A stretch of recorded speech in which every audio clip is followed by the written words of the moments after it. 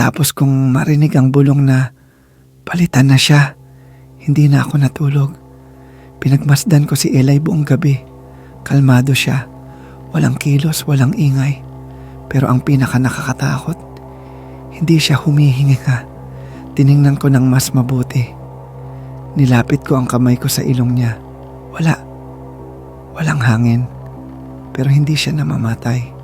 Parang manika lang na buhay pero walang buhay. Kinabukasan dinala ko siya sa ospital. Normal daw ang lahat. Heartbeat, blood pressure. Pero habang iniskan siya, biglang namatay ang makina.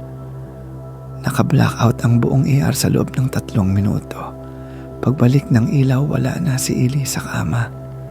Nakita siya sa hallway, nakaupo sa sahig, nakatingin sa isang doktor. Ngumiti raw siya at sinabing, hindi ako yung hinahanap nila.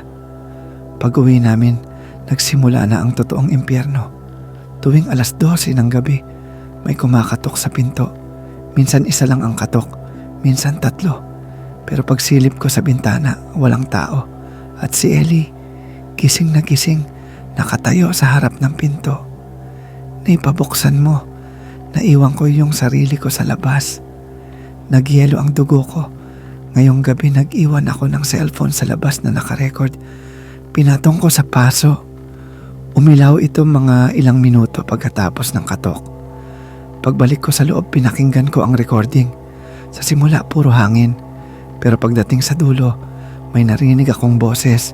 Hindi sanggol, hindi bata. Isa itong bulok, mababang boses na parang maraming dila ang nagsasalita. Narinig ko, palitan na siya, buksan mo, isa ka na lang.